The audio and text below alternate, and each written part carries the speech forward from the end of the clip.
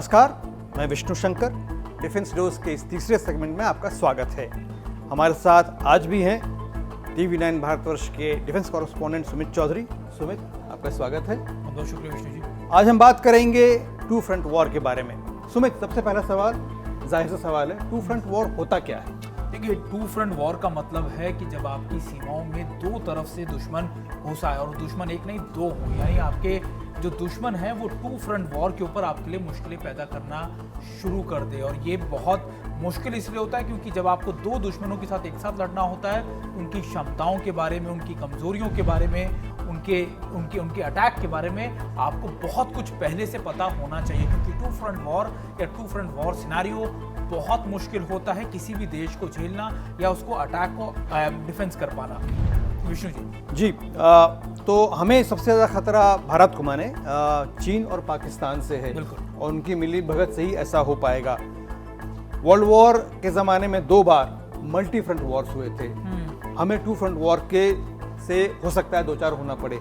तो ये सिर्फ थ्योरेटिकल कॉन्सेप्ट है मॉडर्न वॉरफेयर में, या वास्तविकता में ऐसा हो सकता है? देखिए, इसकी पॉसिबिलिटी बहुत ज़्यादा प्रबल है, बहुत ज़्यादा बड़ी है। वो इसलिए क्योंकि टू फ्रंट वॉर सिनेरियो कोई अभी का कॉन्सेप्ट या अभी की टर्म नहीं है। ये पिछले कई दशकों से भारत लगातार झेल भी रहा है। हालांकि टू फ्रंट वॉर पे चीन हमेशा सामने आकर पाकिस्तान के साथ नहीं लड़ा, लेकिन माना यही जाता है कि हर वॉर के पीछे चीन और पाकिस्तान दोनों मिलकर ही लड़ते हैं।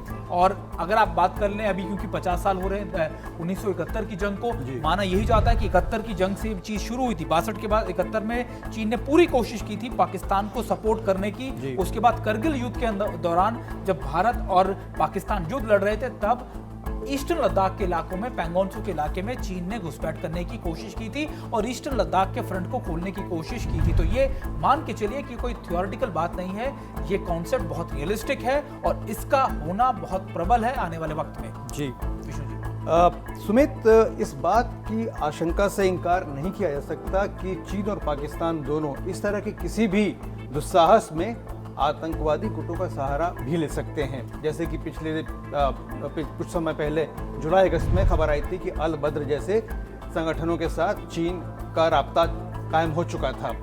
तो इस बात की कितनी आशंका है कि आतंकवादी गुट भी इस तरह की मुहिम में चीन और पाकिस्तान के साथ शामिल हो सकते हैं? इसकी पॉसिबिलिटी पैदा हो चुकी है और ऑन ग्राउंड पर है। और जब हम टू फ्रंट वॉर की बात कर रहे हैं तो इसको अगर आप आधा फ्रंट और जोड़ लीजिए, यानी 2.5 फ्रंट, क्योंकि 2 फ्रंट तो आपके चीन और पाकिस्तान और एक फ्रंट कश्मीर में है आतंकवाद। और ये इसके प्रमाण ना सिर्फ भारत ने आतंकवादी गतिविधियों के दौरान इंटरनेशनल प्लेटफॉर्म पर रखे, बल्कि खुद पाकिस्तान और चीन को भी दिए कि देखिए ये आतंकियों को पूरी तरीके से सपोर्ट आपकी एजेंसीज कर रही हैं। यहाँ तक कि अगर आप भारत के जो नॉर्थ ईस्ट के जो बॉर्डर्स हैं उस पर जो इंसर्जेंट्स हैं या फिर मिलिटेंट्स हैं, उनको भी सपोर्ट करने का काम चीन की तरफ से किया जाता है और रोहिंग्यास को म्यांमार के अंदर ट्रेनिंग दी जाती है। तो ये विष्णु जी, ये कॉन्सेप्ट भी बहुत रियलिस्टिक है और ये मान के चलिए कि भारत इन 2.5 फ्रंट के लिए तैयार है और लगातार इसी को लेकर कई बड़े चेंजेस भी इस समय डिफेंस सेक्टर में या फिर डिफेंस सेटअप में, सिस्टम में किए जा रहे हैं। विष्णु जी, तो ये बताइए कि जो वॉर गेम्स वगैरह भारतीय सेनाएं करती रहती हैं, तीनों अंग जो हैं उनके, तो इसमें क्या माना जाता है? पूरे बॉर्डर पर तो जाहिर है एक साथ लड़ाई शुरू नहीं होगी। कौन कौन सी ऐसी जगहें हैं जहां सबसे ज़्यादा इस तरह के संघर्ष के शुरू होने का खतरा है? देखिए, संघर्ष कहते हैं कि युद्ध के मैदान में surprise is the best element. आप जब अपने दुश्मन को सरप्राइज करते हैं तो उससे बड़ा हथियार आपके पास कुछ नहीं होता। तो आप किसी भी फ्रंट के ऊपर आप मान के चले कि वो यहां से घुसेगा, यहां से अटैक करेगा, इसकी पॉसिबिलिटी ना के बराबर है। क्योंकि जहां आप सोच के बैठे हैं वो वहां उसके विपरीत अटैक करेगा।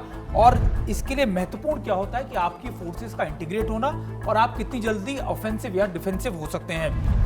ये है आपकी असली चुनौती और इसी की तैयारी पिछले मान के चलिए 20 से 25 सालों से लगातार इंडियन आर्मी कर रही है। और जब मैं आपको करगिल युद्ध की बात कर रहा हूँ या 71 के युद्ध की बात करता हूँ, तब उसी से इसकी स्टडीज, उसको कैसे आगे बढ़ाया जाए और धीरे धीरे धीरे उसको कैसे मजबूत किया जाए, इस पर काम बहुत तेजी से चल रहा है। विष्णु जी, जाहिर है ऐसी किसी भी स्थिति से निपटने के लिए तैयारी हो रही है, लेकिन इसके चलते डिफेंस के बजट में बेतहाशा इजाफा होगा।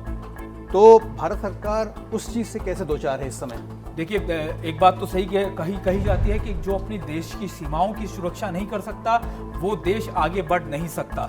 सुरक्षा करना हमारे लिए सबसे प्रायोरिटी आप कह सकते हैं कि होनी चाहिए। यही वजह है कि जब हम 2 फ्रंट वॉर सिनेरियो की बात करते हैं या 2.5 फ्रंट सिनेरियो की बात करते हैं तो उसकी तैयारियों में आपका पैसा भी लगेगा, आपके रिसोर्सेज भी लगेंगे।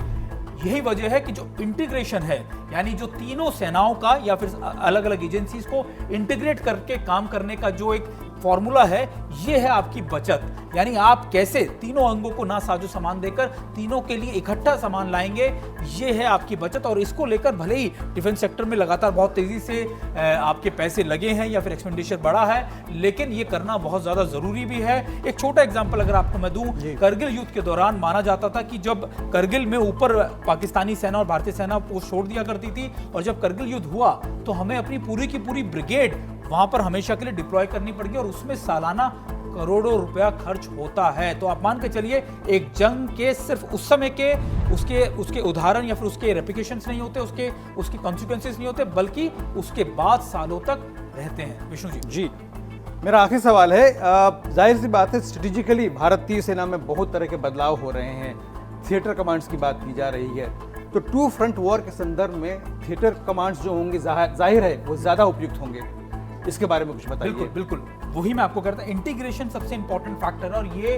पिछले 20 सालों से हमारी डिफेंस सिस्टम के अंदर लैक था या फिर इसको लागू नहीं किया जा रहा था। सीडीएस पे इसी साल को इनकी नियुक्ति की गई, वो पहला स्टेप था, और उसके बाद दूसरे स्टेप है इंटीग्रेट करना।